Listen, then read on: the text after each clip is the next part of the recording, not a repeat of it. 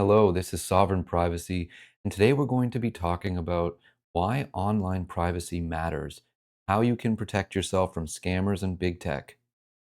Seems many people these days don't care about online privacy.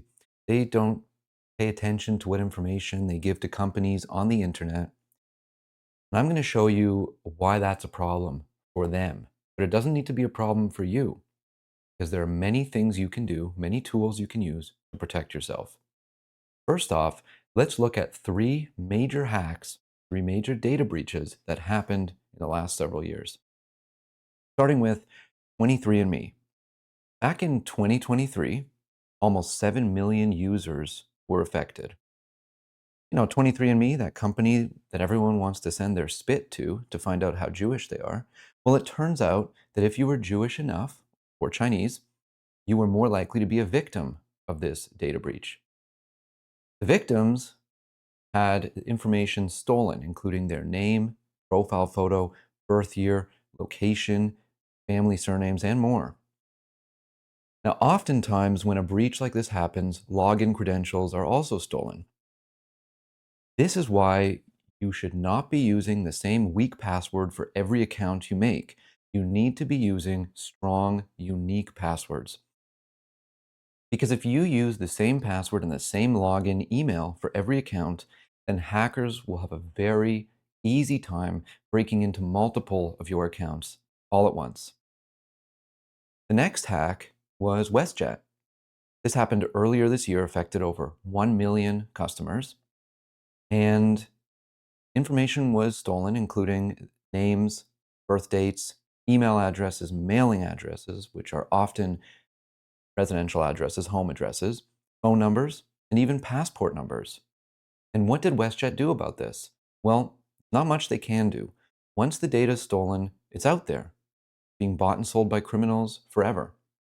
What they did was they sent an email saying, sorry, well, here's a free subscription to a company, a service that will track your identity. Okay, great. So if you are a victim of identity theft, they'll let you know. And then the big one, Equifax, back in 2017, affected about 143 million Americans.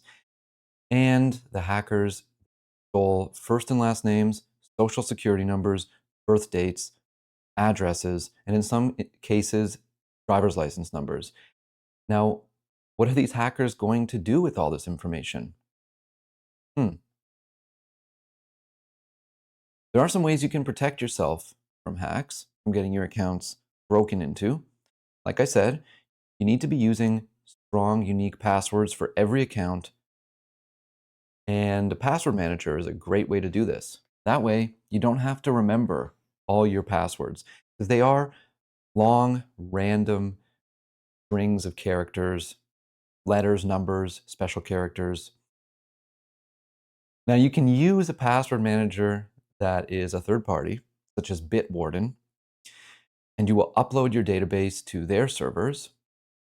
That's a good option. But even better, even more secure, is to keep your passwords stored offline. It's less convenient this way, but it's more secure. You can use a password manager like KeePassXC, which will help you generate and manage a list of strong, unique passwords. You're responsible for your password database, though. In this case, you have to remember your master password that unlocks your database, and you also need to back up the database file, because if you only have the database on your computer and your computer's hard drive dies, you could potentially lose all your passwords. You want to store it in multiple places. The next thing you can do is use two-factor authentication for as many of your logins as possible, especially the important ones. Two-factor authentication is a code that you need to enter into the website in order to log in, along with your login email or your username and your password. You need a 2FA code. Now, you can generate these codes using your password manager. You could also use an app such as Aegis Authenticator to generate these codes for you. And then you need to back up the 2FA file. Make sure you don't lose that. It can be difficult to get into your accounts if you do lose it. But this is a good way to prevent hackers from breaking into your account because they need your username, your password, and the code. The codes are generated on your device. Another thing you can do is use a different email alias for each of your logins so that if your login credentials from one company are leaked, they will not be able to break into your other accounts because there's no way to link them together. They won't even know your real email address. They won't be able to break into your Gmail, for example. Say you have a Gmail account that is your full name at gmail.com, which I don't recommend. Well, anytime you receive an email to one of your email aliases using a company such as SimpleLogin.io, that email will go into your regular email inbox. I strongly recommend you use a more private email provider than Gmail, and we're about to get into that now. But using a different email alias, a unique email, a unique password, a strong password, and 2FA codes will prevent your accounts from being quite so easy to break into. There's also a ton of data about you out there on the internet, and data brokers are companies, and there's many of these companies.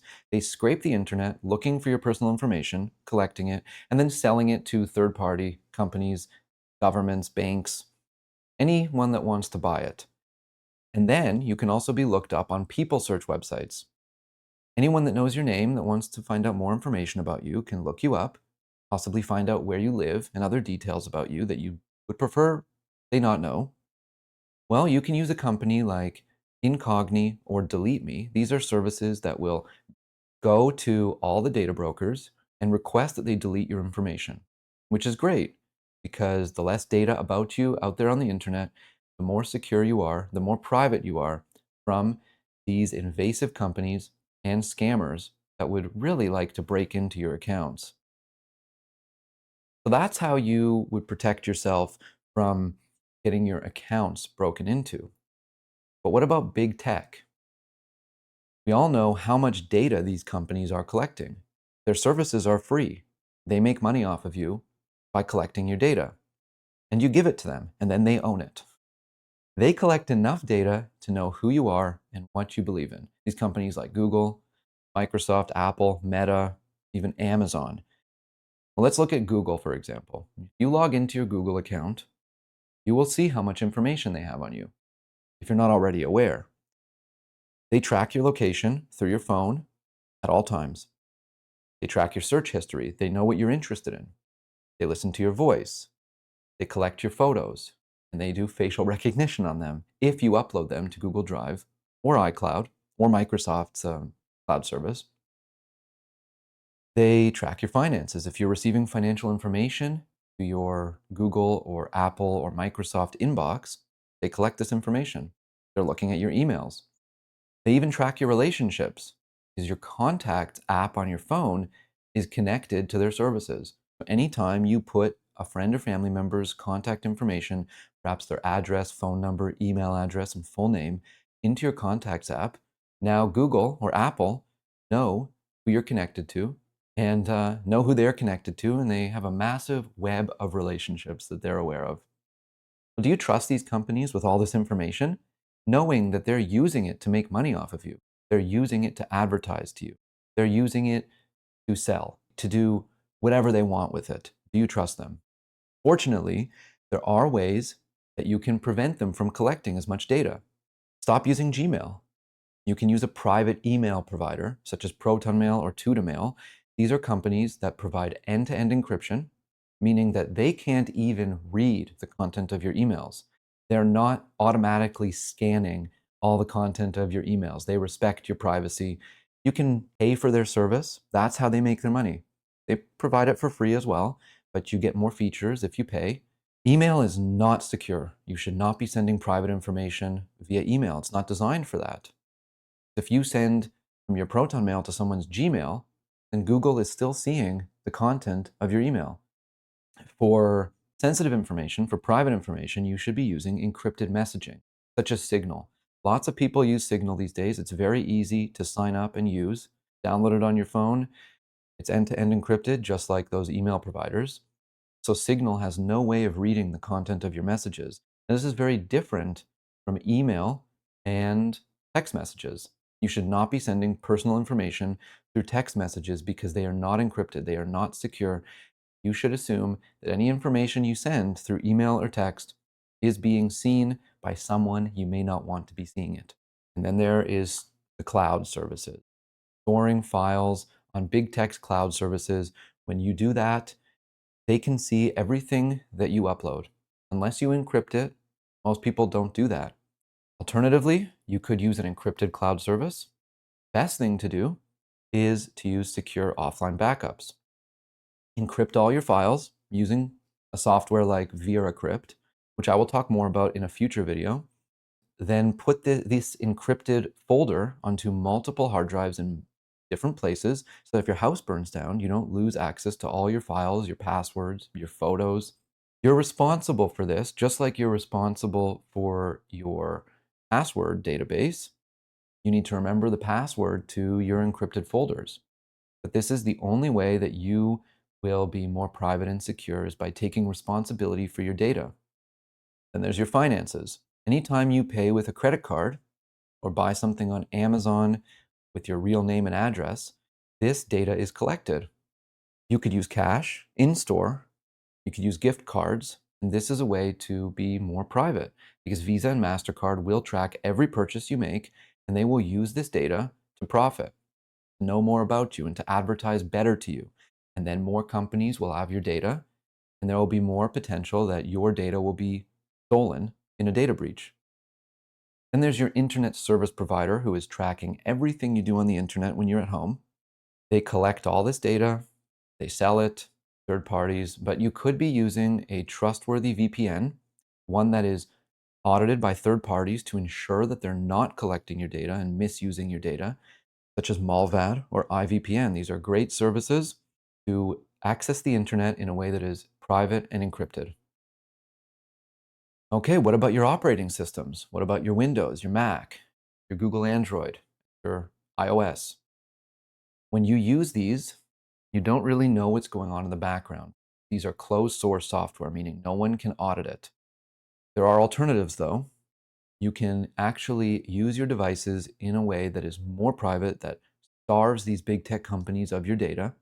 For example, on your phone, which at this point, your phone is a surveillance device if you're using the big tech phones. But you can actually get a Google Pixel phone and you can install an alternative de-Googled operating system like GrapheneOS. This gives you more control over how you use your phone, and Google not able to track what you're doing on your phone or tie all your internet activity to your identity because there is no Google account associated with your phone. It is a fairly user-friendly experience, quite similar to using a Google Android phone. But you control your data when you use GrapheneOS, and it's very easy to install as well. I'll get into that in a future video. Then there's Linux.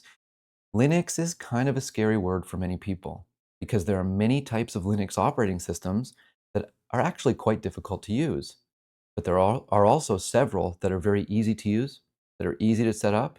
It takes a little bit of knowledge, a little bit of learning to get going on it. And then it gives you a Windows or Mac similar experience if you've chosen the right type of Linux and if you set it up properly. Then these are ways that you can use your computer and your phone privately, securely, without big tech snooping in on your business. And then lastly, there's social media. Everyone's using social media to make social connections in their personal life with Facebook or their professional life with LinkedIn. But these are really not good for privacy. These companies track everything you do. When you upload a photo or any information to Facebook, Facebook owns that information. They can do as they please. The terms of service says that they're able to do whatever they want. I don't know. I've never read it. I assume you haven't either. I prefer to minimize my use of Facebook and LinkedIn. If you can delete them altogether, that is the best thing that you can do for your privacy if you can live without them. But if you want to continue using Marketplace and making social connections, perhaps using LinkedIn, make professional connections and get a job, you can still do that. It's not as private. You need to be very careful about what you post. Set your Facebook profile to private, so not just anyone can see it. Assume that anything you post is public information. Don't post anything too private. Perhaps the wrong person will see that. And then Facebook also aggressively tracks everything else you do on your browser. So if you're going to use Facebook, log into Facebook on a specific browser that you don't do anything else on. So the only thing Facebook can track, what you're doing on Facebook. Privacy does indeed matter. People are not always aware of all the risks of putting all this information about yourself out there on the internet and trusting companies with it, whether that's the big tech companies or smaller e-commerce companies that you're buying products from online. But there are many things you can do.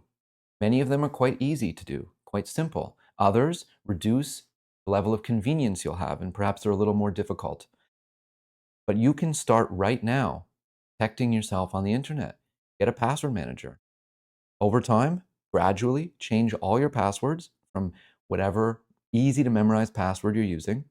Change it to a long string of random characters that your password manager will remember for you. So in future videos, I will go over the password manager. I'll go over some of the other tools that you can use. Please subscribe if you're interested in this content, if you're interested in protecting yourself online. I'll see you next time. Thanks for watching.